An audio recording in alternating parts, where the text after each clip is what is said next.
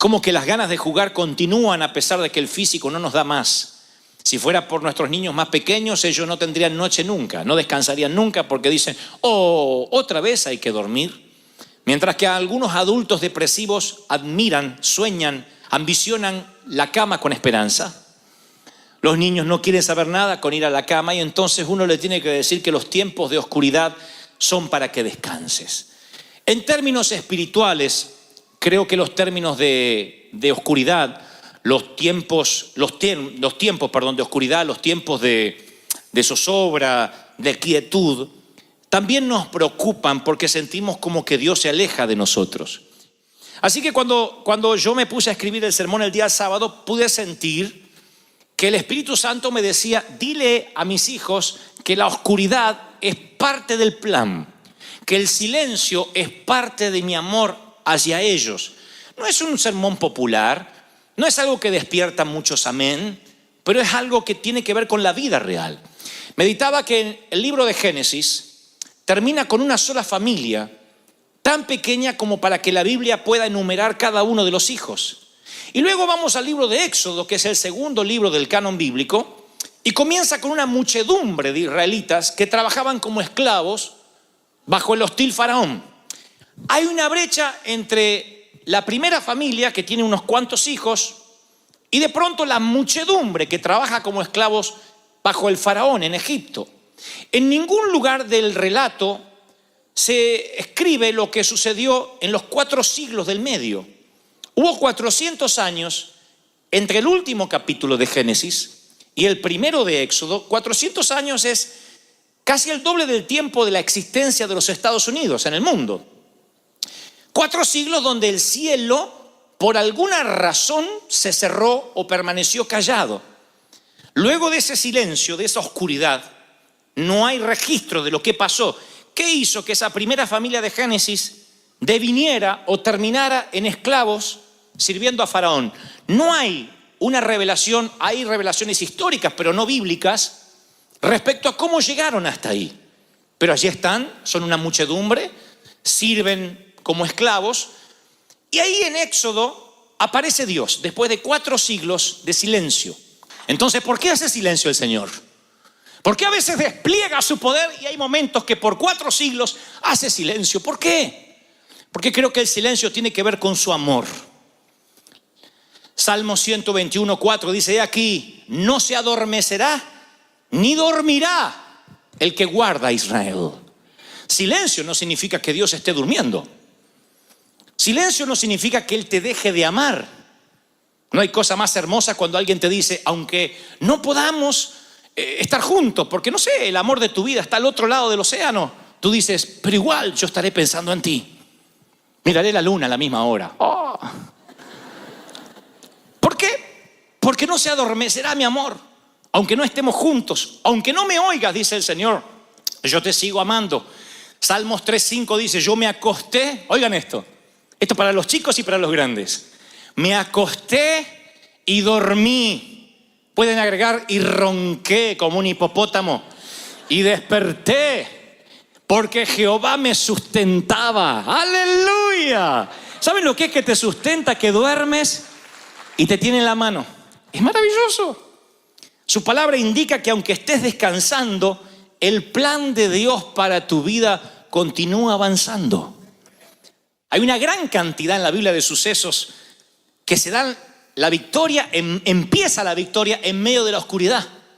Porque a veces uno cree que Dios descansa durante la noche. Ay, me acuesto con este problema y hasta mañana no lo retomo. Tu abuela, porque el Señor sigue. No, tu abuela no lo retoma, pero el Señor sí. El Señor dice, para mí no hay noche. Tienes que descansar. Tú descansa. La noche es para que descanses, dice el Señor. Mañana te quiero fresco. Ay, es que ¿por qué no se resolvió el problema? Porque tienes que descansar, sonso. Deja que los cielos sigan trabajando. Sonso dice mi Biblia, Dante habla hoy. La creación de la luz irrumpió en el caos de la oscuridad. Jacob luchó toda la noche, y por la mañana obtuvo una nueva identidad. La liberación de Israel de la Pascua ocurrió por la noche. La batalla de Gedeón, que terminó en victoria, comenzó en la mitad de la noche. La cruz de Jesús, aunque era mediodía, quedó en un cielo negro y oscuro. durante la noche. Tú dices, pero ¿por qué tiene que venir la noche? Yo sé que la oscuridad viene, en términos prácticos, la oscuridad viene y te quita el descanso, cuando debería ser lo contrario. No hay sueño que te repare del dolor, te agotas emocionalmente, te drenas espiritual y físicamente. Y el dolor es tan grande que pareciera que te deja en una noche continua, crónica, que no termina más. Y la oscuridad llega a veces por algún acontecimiento que no esperamos. Tú dices, ¿y qué es la oscuridad? La oscuridad es una relación que se destruye, un hijo que se revela, un desastre financiero, un revés financiero, el sueño que se muere y sientes que tú también te mueres un poco con ese sueño. Y dices, siento que estoy a tientas en la oscuridad que no veo con claridad. Cuando está el día, es como que hay más esperanzas. Pero llega la noche y el dolor es agudo y aparece sin razón. No hay razones para la oscuridad. Oras y no hay respuesta. No hay sentido de cercanía con Dios. Tu alma se siente árida, estéril. No estás en el desierto está en ti. ¿Has estado en esa estación de la vida? ¡Ja! Yo te puedo dar cátedra. Hablo de esa enfermedad, hablo de ese revés financiero, hablo de aquel problema en los sentimientos, en el corazón. Hay momentos donde nuestra vida se tambalea y creemos necesariamente que es una intervención satánica, diabólica. El diablo se metió a arruinar lo que Dios estaba haciendo. Y no siempre es así. Las plagas de Egipto son permitidas por Dios. Él dice, yo endurecí el corazón del faraón. Les hablé de esto hace unas semanas. No estoy hablando de un Dios castigador, un Dios que te puede meter en crisis hasta quebrarte, porque Él sabe hasta cuánto puedes resistir.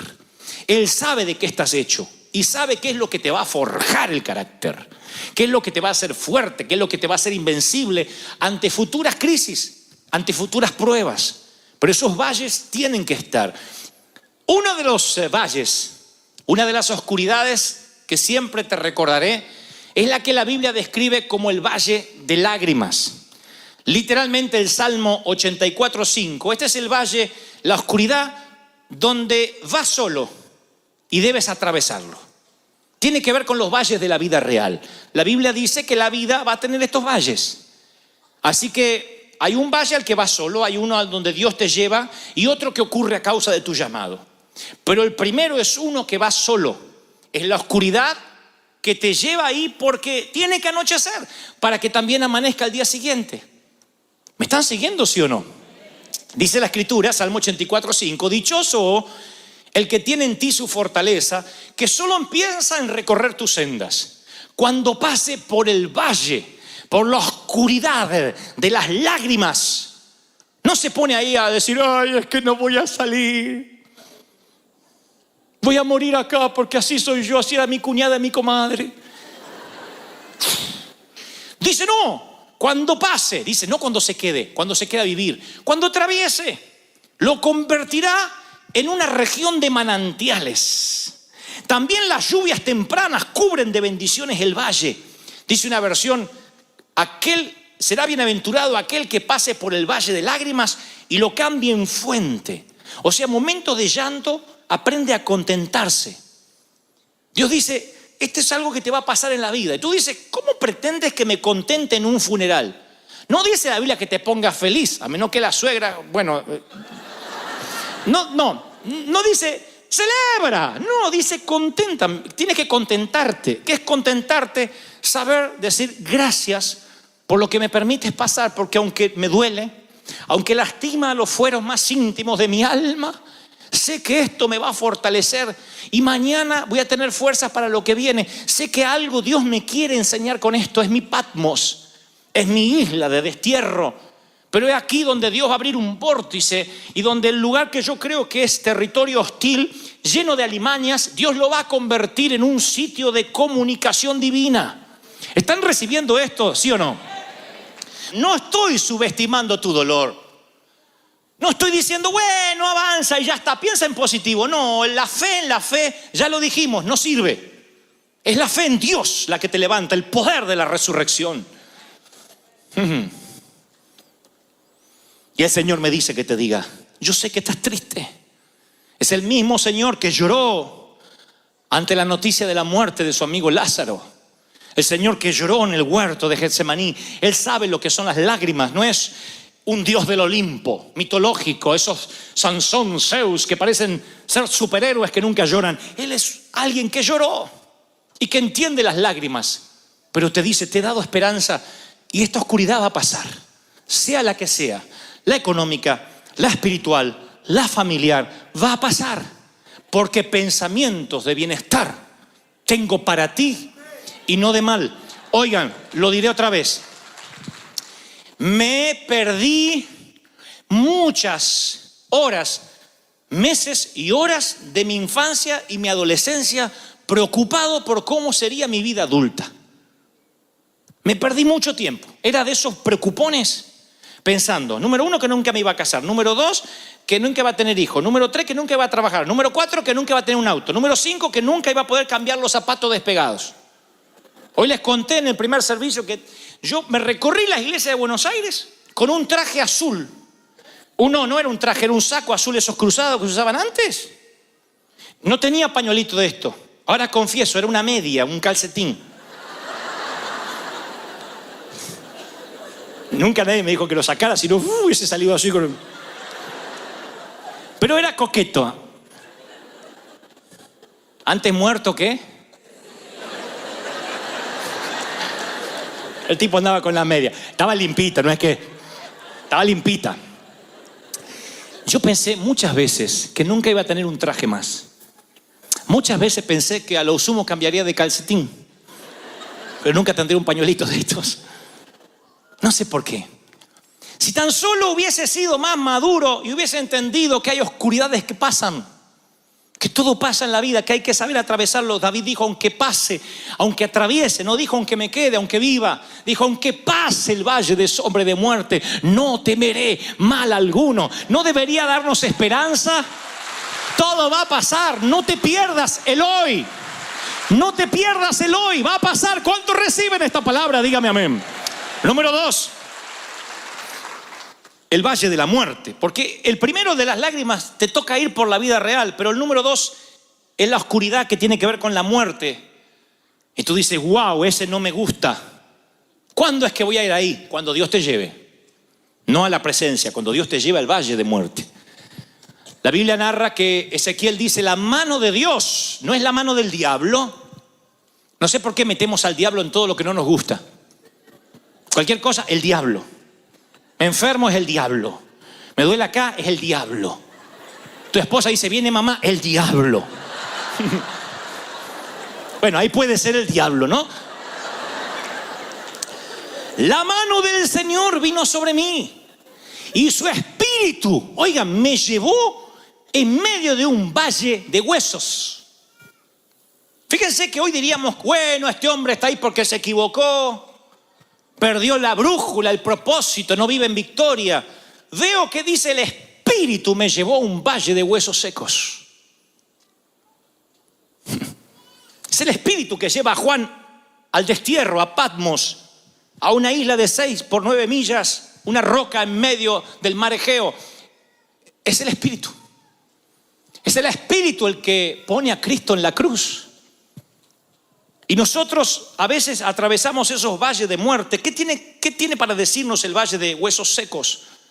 A veces Dios nos lleva a sitios, a territorios hostiles. Y te lo diré así, llámese un trabajo lleno de inconversos, una casa con un cónyuge que no conoce a Dios.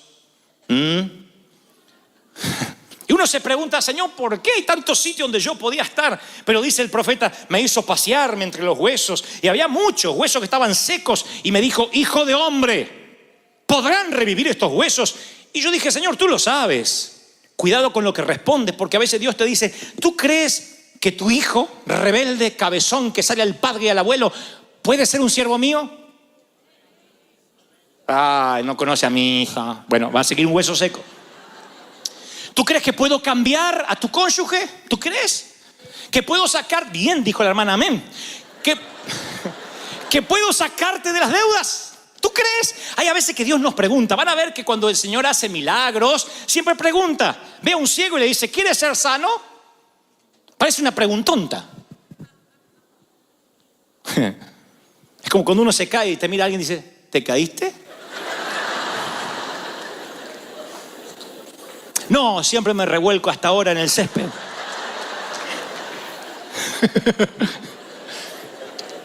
Porque el Señor preguntaría, ¿tú crees que pueden revivir estos huesos?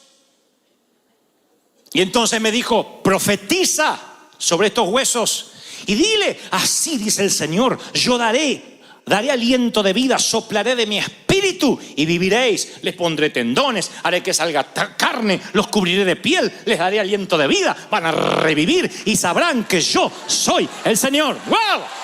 ¡Aleluya! ¡Aleluya!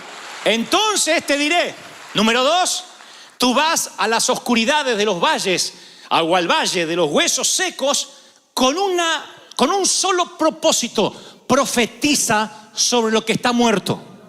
No digas, Señor, si es tuyo que reviva, profetiza. Recuerdan lo que el Señor nos dijo: no le hables a Dios acerca de la montaña. Señor, hay una montaña delante mío. Esa no fue la orden. Dios nunca dijo, cuando te encuentras ante una montaña, órame a mí para que yo te la quite. Él dijo, dile a la montaña, muévete, háblale de Dios a tu montaña. Dile, muévete, profetiza. ¡Wow! ¿Cuántos están recibiendo esto? Dígame amén. Te paras entre la montaña y le profetizas. Caminas entre los huesos secos y profetiza. ¿Cuánto hace que no abres la cuenta bancaria en internet? Mira los números rojos, los cheques, lo que tienes para pagar, y en vez de llorar y decir, Señor, mándame algo, ¿no habrá quedado algo en alguna chaqueta? En vez de hacer eso, ¿cuánto hace que no has profetizado? En fe, caminar sobre las finanzas muertas, sobre la quiebra, y decir, en el nombre del Señor, profetizo que los recursos vienen, que la providencia se suelta, que los cielos se abren, porque Dios me trajo aquí en el Espíritu para que se revierta. ¡Aleluya!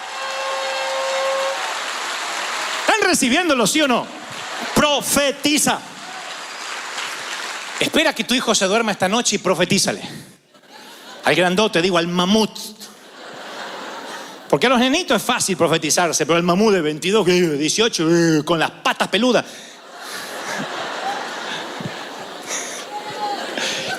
Ponle la mano sobre el mamut. Mientras que duerma, ni se va a dar cuenta, va a ser así. Y tú dile, profetizo. Te levanta Dios como un siervo suyo, lleno de unción, lleno de poder, como madre, como padre. Yo veré la gloria de Dios en tu vida. ¡Wow! ¿Se dan cuenta? ¿Qué hubiese pasado si el profeta hubiese dicho, bueno, no sé, son demasiado secos los huesos? Debiste haberme traído cuando estaban medios muertos. Por eso Jesús le dice, ¿tú crees? Dios le dice, ¿tú crees? Le dice Jehová, ¿tú crees que pueden revivir? ¿Tú crees? O sea, yo puedo hacerlo, pero necesito saber cuál es tu respuesta, y la respuesta es correcta. Él dice, tú lo sabes todo, tú puedes hacerlo. Y así ocurre el milagro. Debes profetizar para salir de tu segundo valle de la oscuridad. Y luego, para finalizar, hay otro. Es el menos popular, pero sé que muchos de ustedes han estado allí, me lo ha mostrado el Espíritu Santo. El primero es el valle de la vida real, el valle de lágrimas. Tiempo de reír y tiempo de llorar. Y ese valle de lágrimas hay que convertirlo en fuente, aprender a contentarse a pesar del dolor. El segundo tiene que ver con lo muerto, lo que parece que no va a resucitar. Y allí no opera la fe preventiva, sino la fe de resurrección, la fe que transforma lo que va camino a lo pútrido, lo que va camino a la entropía, a pudrirse, a transformarse en algo que está vivo. Y lo tercero es el valle que viene a causa de la unción. Tengan atención a esto, porque por desconocer esto es que nos convertimos en un evangelio fácil, liviano, playito, donde cuando viene el primer problema se nos va el llamado a cualquier lugar. Tienen todo el llamado para servir en Uganda, en la India, acá y allá. Viene el primer problema, o van a Uganda y tienen que hacer equilibrio en el agujerito del baño y dice, Dios no me llamó para esto. Extraño mi trono blanco. Sí, yo conozco gente que metafóricamente hablando, por un inodoro, dudan de su llamado. Porque desconocen el valle o la oscuridad a causa de la unción. La Biblia dice que al enterarse los filisteos que David había sido ungido, cuando se enteraron que David fue ungido, subieron todos contra él. Pero David lo supo y bajó a la fortaleza. Los filisteos avanzaron, desplegaron sus fuerzas en el valle de Refaín. Refaín significa gigantes. Y desplegaron sus fuerzas contra David. Y David dijo, debo atacarlos, los entregarás en mi poder. Y el Señor le dijo, atácalos, porque te aseguro que te los entregaré. Muéstrame a alguien que esté ungido, que ore por los enfermos, que quiera servir al Señor, que libere a los endemoniados, y te mostraré a alguien que muchas veces ha llorado preguntándole a Dios dónde está Él en sus momentos personales. No crean a esos super predicadores que parece que la vida les sonríe y bajan de un carro de fuego a predicar y luego se van otra vez a la presencia de Dios hasta el próximo domingo. No funciona así. Somos humanos, de carne, de hueso. Tenemos decenas de problemas. Nos deprimimos, lloramos, nos enojamos, pecamos, nos airamos. Eso pasa con cualquiera. Y es más, cuando Dios te unge, lo he dicho tantas veces, nuevo nivel de unción, nuevo demonio asignado. No quiero que se asusten, quiero que entiendan que es una batalla. Al enterarse el infierno de que Dios ungió una iglesia en el sur de California, más precisamente en Anaheim, despliega sus raquíticos demonios en contra de los que estén más débiles. Y los que desconocen de que esto es parte de la batalla se empiezan a asustar diciendo, ¿qué estoy haciendo mal? No, estás haciendo bien. A causa de la unción el infierno se está conmoviendo. A causa de la unción el infierno se está levantando. Pero mayor es el que está contigo que los que vienen en contra, dice la Biblia. ¡Wow! ¡Santo! ¿Están recibiendo esto, sí o no? En cada movimiento de Dios, Satanás está desesperado por contrarrestarlo o destruirlo, antes, durante o después. Cuando Satanás ve lo que va a ocurrir con Moisés, trata de matar todos los niños de esa generación. Arrasa con todos. Es tan torpe, es tan idiota. El demonio que siempre usa el mismo modus operandi, cuando teme que Jesús nace, hace lo mismo y manda a matar todos los niños. El plan de aborto no es algo de la última era, del último siglo. Satanás ha implementado el aborto una y otra vez porque cuanto más niños destruya, habrá menos papás profetizando sobre sus cunas y sus camas. Y será menos peligro. Él dice, aborta, aborta, tienes que matarlo antes de que la profecía se cumpla. Satanás siempre atacará la profecía. Y cuando hay una profecía sobre la iglesia, vendrán los ataques. Y tú dices, ¿y cómo haré para soportar el embate? Sencillo. Tienes que saber que esto es parte del negocio. Si no hay ataques, no estás siendo un peligro. Si no estás representando un peligro para el infierno, entonces sí deberías preocuparte. Pero si tienes ataques, si Satanás se quiere levantar una y otra vez, tienes que saber que cuando él huele la profecía es porque lo que Dios determinó se va a cumplir, se va a hacer. No hay posibilidad que el plan aborte. Se va a hacer. ¿Están recibiendo esta palabra, sí o no? Cuando el enemigo se levanta es porque es más grande lo que Dios va a hacer. Aunque el enemigo venga como río, el Espíritu de Dios levantará bandera, va a plantar bandera, dice la Biblia. Aunque venga, aunque quiera arrasar. ¿Están recibiendo esta palabra? ¡Aleluya! ¿Reciben algo más? Digan conmigo, algo más. Quiero algo más. No importa si estás en el valle de lágrimas o el de los huesos secos o el valle a causa de la unción que reposó sobre ti. Nunca creas que Dios te abandonará en ninguno de los tres. Nunca, jamás. Es más, les daré esta revelación por la misma ofrenda. Y los siervos del rey de Siria dijeron, el Dios de Israel solo es Dios de montes, de montañas. Por eso siempre nos vencen. Esto dijeron los sirios. Si hacemos que ellos bajen a la llanura, al valle, ahí los vamos a vencer. Pelearemos con ellos en campo raso y los vamos a vencer porque su Dios es Dios de montes y Dios de montañas. Satanás dice, este es un creyente de domingo. Vienen a recibir la palabrita y se van. Pero Dios no está con ellos los lunes, ni los martes, ni en los valles, ni en las crisis. Y cuando el enemigo se atreve a, conforme relatan sus 4 biografías, era la persona más accesible, siendo quien era, siendo que era el Hijo de Dios hecho hombre, la persona más accesible que jamás existió. Él dejaba que todo el mundo se acercara a él. ¿Recuerdan ustedes cuando de niños tienen que haber tenido algún recuerdo o tienen que tener uno, que alguna vez no te invitaron a una fiesta, por ejemplo, a una boda, a una fiesta de 15, a un cumpleaños, y te enfadaste? O te habrá pasado a tu hijo. A mí me pasó de que quien yo creía que era mi mejor amigo, un día cumplió años el condenado y no me invitó. Hoy llegué a la conclusión, hablando de esto en el primer servicio, que a lo mejor coincidía con que yo tenía piojos en esa época. Y nadie invita a un piojoso al cumpleaños. Era el problema que teníamos cuando chicos. No había otra enfermedad. Con gripa te mandaban al colegio. Tenías tos, al colegio. Tenías fiebre, aguante, al colegio. Los piojos no, porque te echaban las maestras. Y las nenas tenían que peinarse con un peine fino para que salieran los extraños habitantes. Y sí, y coincidentemente acá a lo mejor yo tenía piojo, por eso no me invitaron. Sea lo que sea que te sientas un piojoso o no. Yo recuerdo la sensación de la exclusión. Yo recuerdo sentirme rechazado. Y es algo horrible que te sucede de adulto, te sucede de pequeño. Ahora, que no te inviten a un cumpleaños, la vida te va forjando y te vas abriendo paso en el mundo adulto, y un momento que ya no te importa y dices, bueno, al cabo lo pude superar.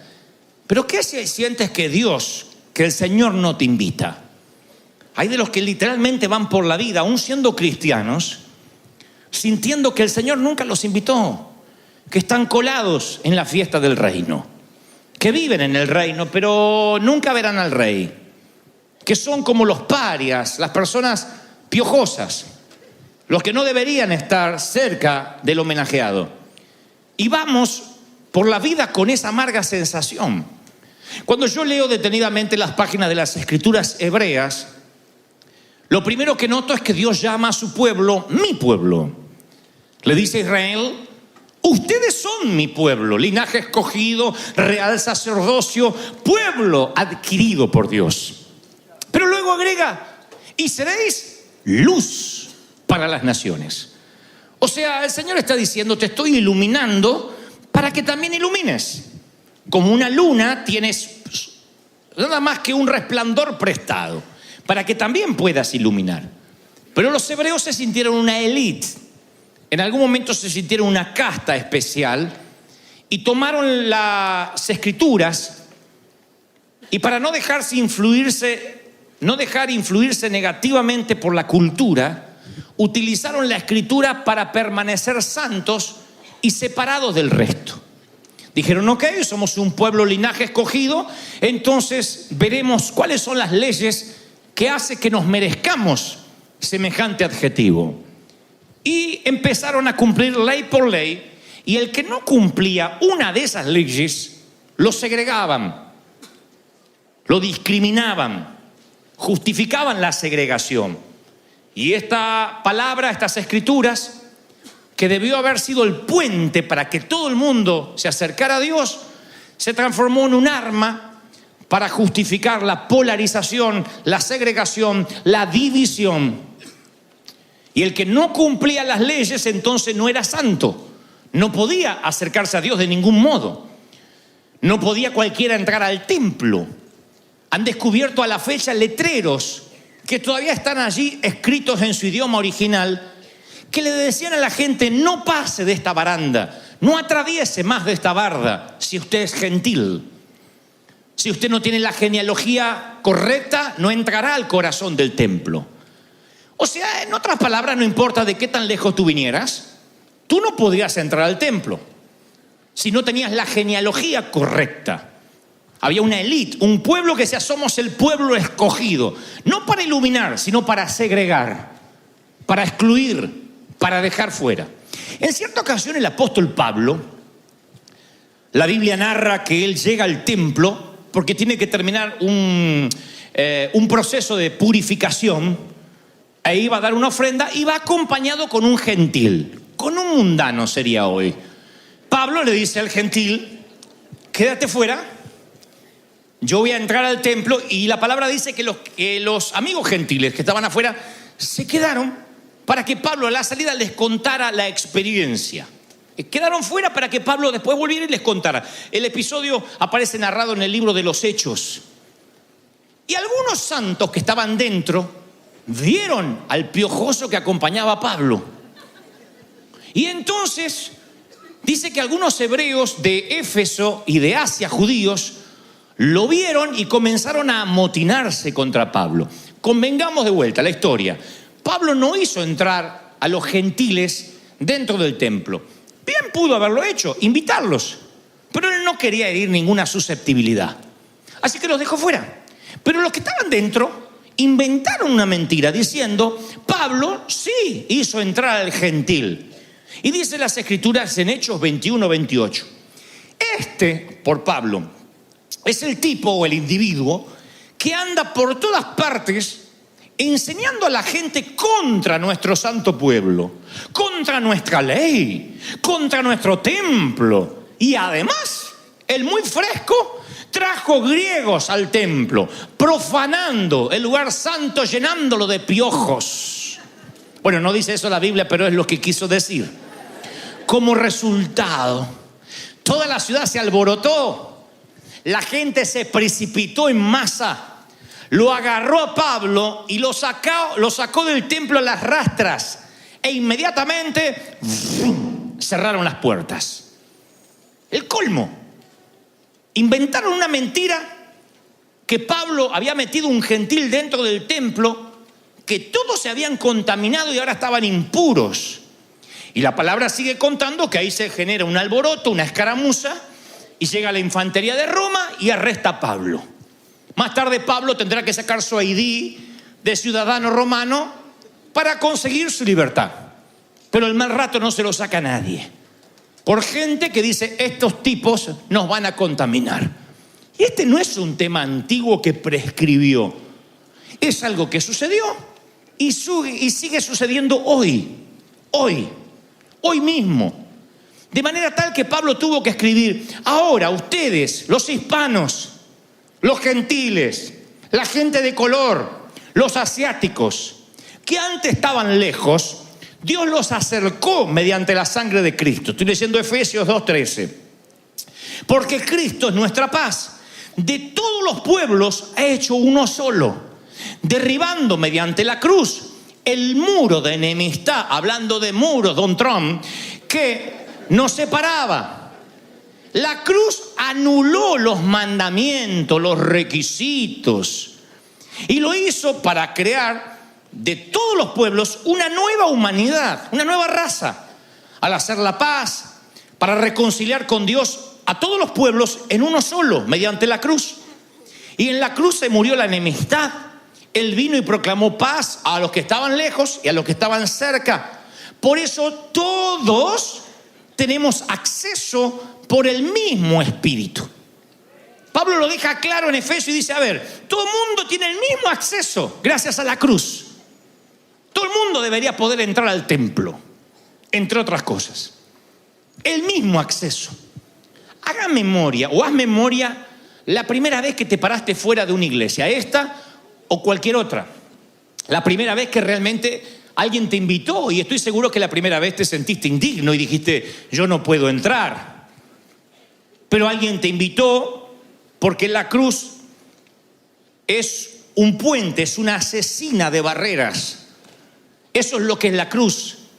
Cuando yo pensaba en el domingo de resurrección, pensaba en inclusión. Nos incluyó a nosotros, a gente que no nos merecíamos.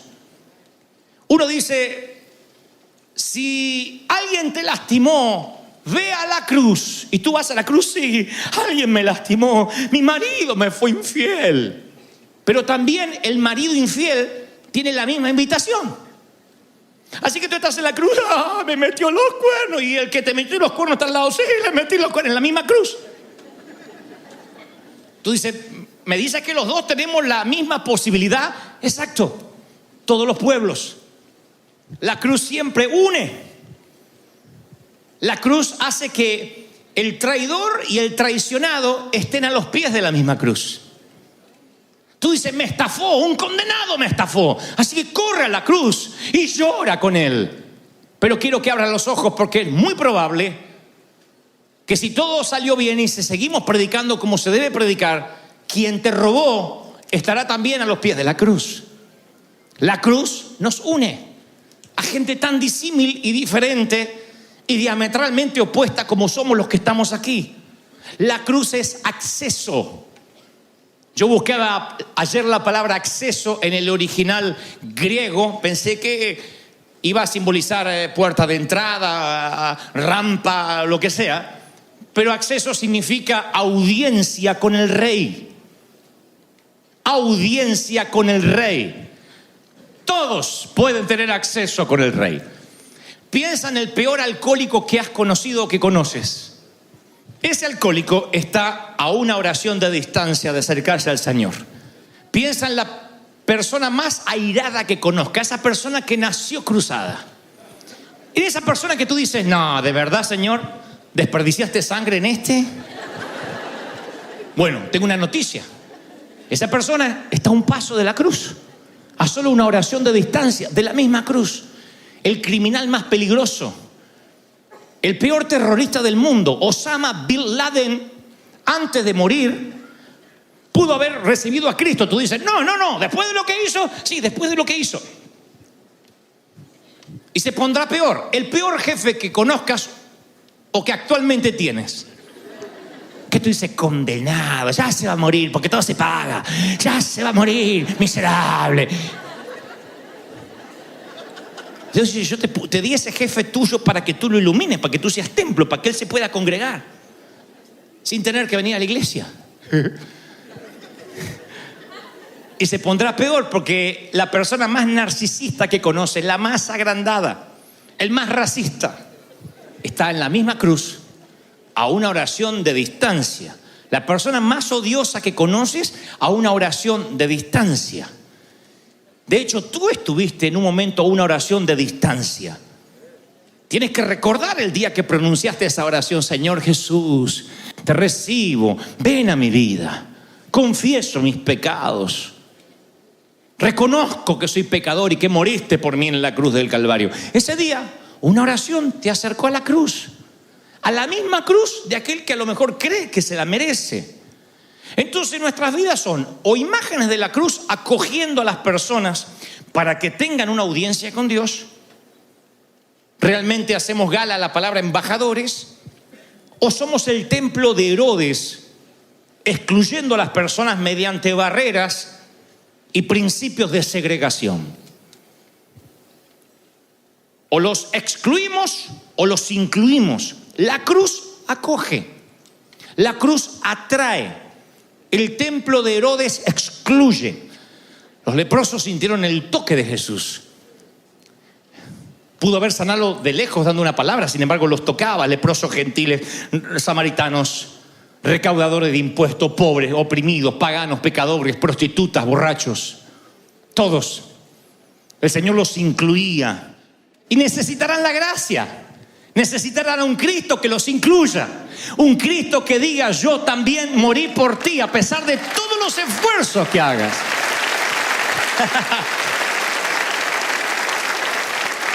Uno de los ejemplos más llamativos de la inclusión de Jesús, de esta antisegregación que tenía él, fue cuando Simón invita a Jesús a su casa. Simón era un fariseo, un rabino, que invita a Jesús a su casa. Y todos pensamos, bueno, fue una cena entre colegas. No lo ungió con aceite de oliva al llegar, no le dio para lavarse sus manos, no lavó sus pies, no le dio algo para tomar fresco. Simplemente esto se parece más a un interrogatorio que a una cena. Pero hay un plan más taimado de Simón. Dejará entrar a una prostituta, una ramera, una mujer que cobra por los favores sexuales que le dispensa a los caballeros. No era una invitada de honor, por cierto. Creo que Simón tiene un plan: hacer caer al maestro de alguna manera. ¿Te gusta incluir a la gente? ¿Eres famoso por sentarte con prostitutas, con borrachos? Yo te traeré una prostituta a tu mesa y veré cómo te comportas. Pero el maestro no hace nada. Es la presunta ramera la que hace algo. Se percata de que Jesús está sentado, han traído el pan, la comida, y tiene los pies sucios. Así que se las ingeniera. Ella trae un perfume, un alabastro de perfume. Nadie se pregunta cómo esta mujer puede darse esos lujos. Por lo bajo murmuran de que con lo que ella hace seguramente puede darse esos lujos y otros más. Pero esa mujer no trae el perfume para oler bien ella, sino que ella empezará a limpiar, a enjuagar los pies de Jesús con ese perfume. Y tampoco es quien ella para pedir una toalla. Entonces tiene una idea inmejorable. Se quita el tul, el manto, se desata el cabello y empieza a secar los pies de Jesús, que acaba de mojar con sus lágrimas y con el perfume. ¿Cómo una mujer como esa puede permitirse semejante escena? Y Simón observa.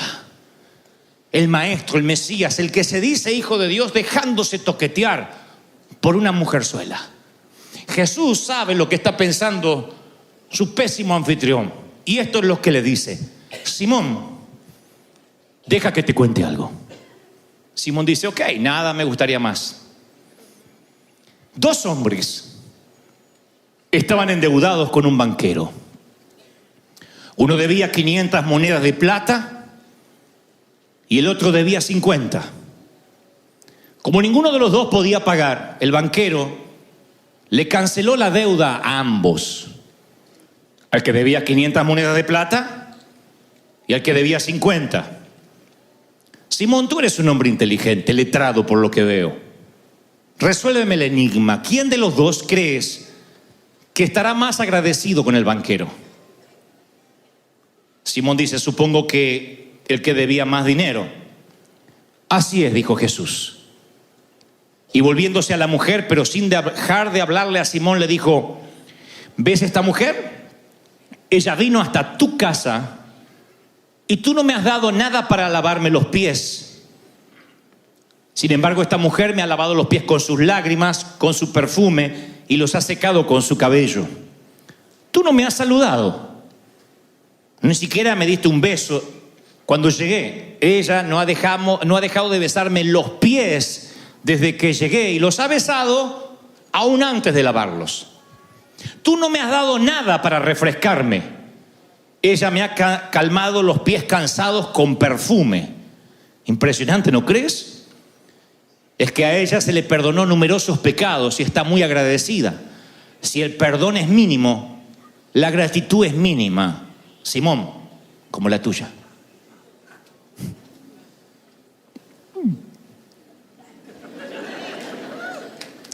A continuación se dirigió a la mujer y le dijo: te perdono todos los pecados.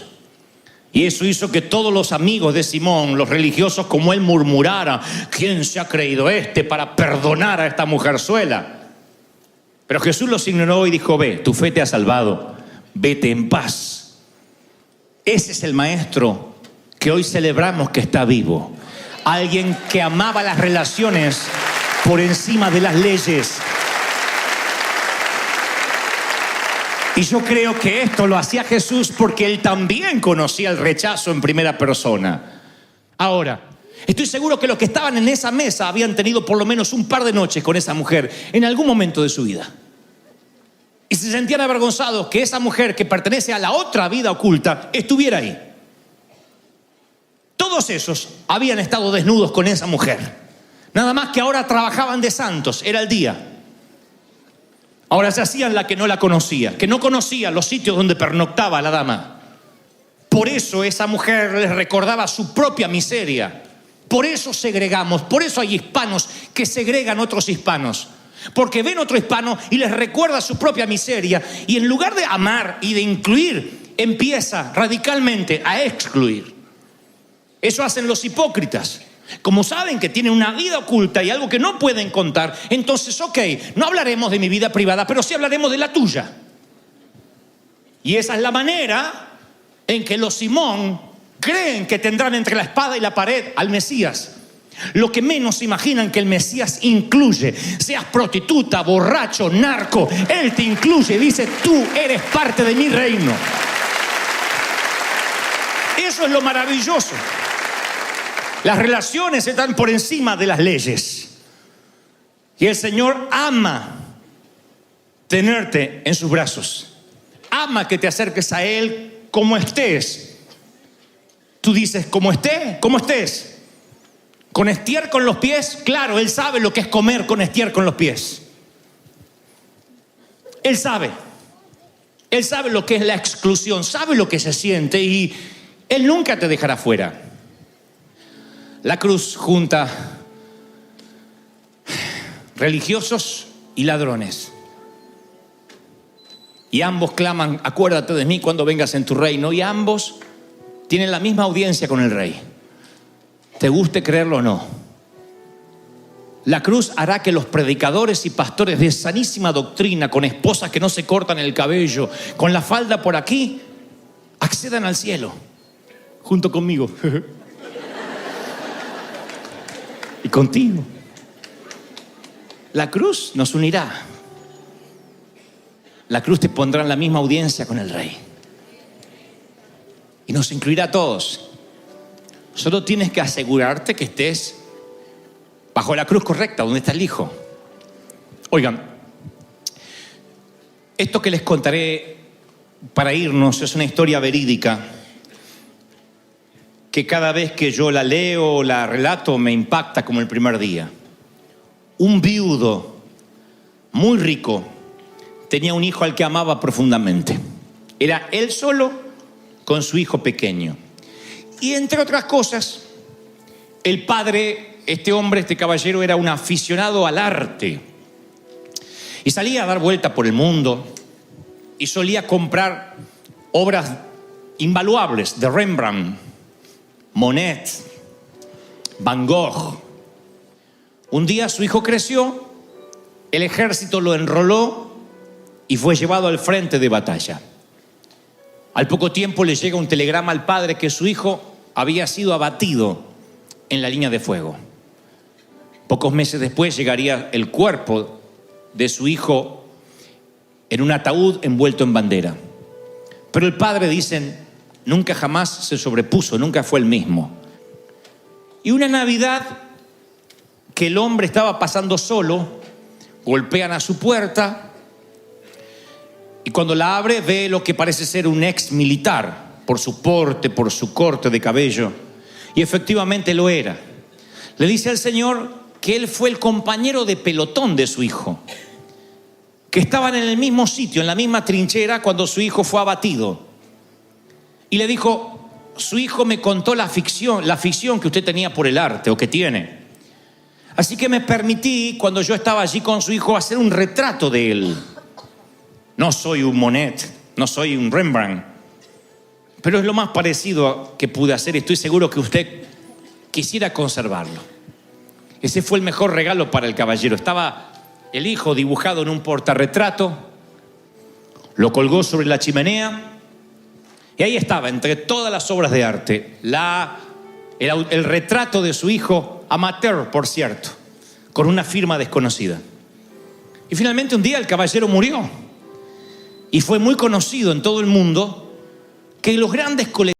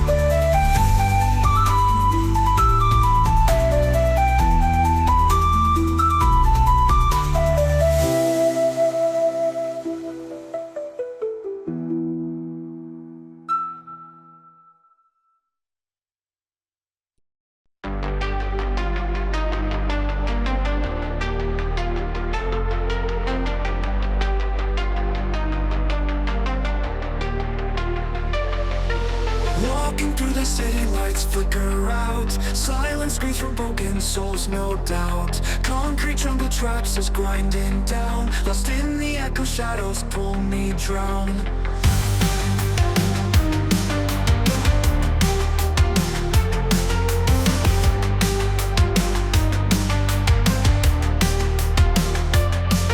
Streetlights buzzing, whispers in the dark. Neon shadows glowing, leaving marks. Pavement breathes our stories, old and cold. Past and future twisting, all unfold. We are lost in neon nightmares. Ghosts of dreams, electric flares. Running fast but going nowhere. In the maze we live in despair.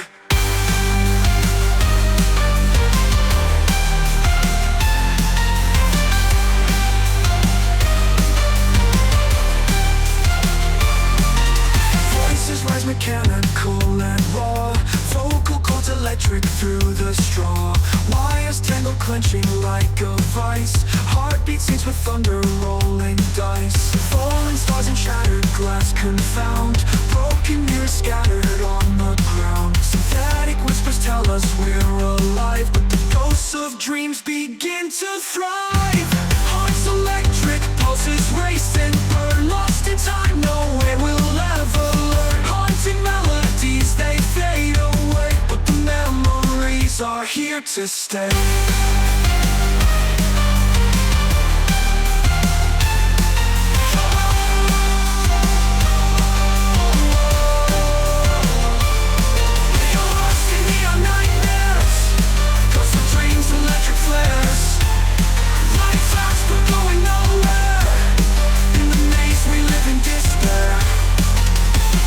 In the distance, a flicker of light. A single star cuts through the endless night. A tiny spark, a whispered prayer. Maybe hope can bloom even here in the neon air.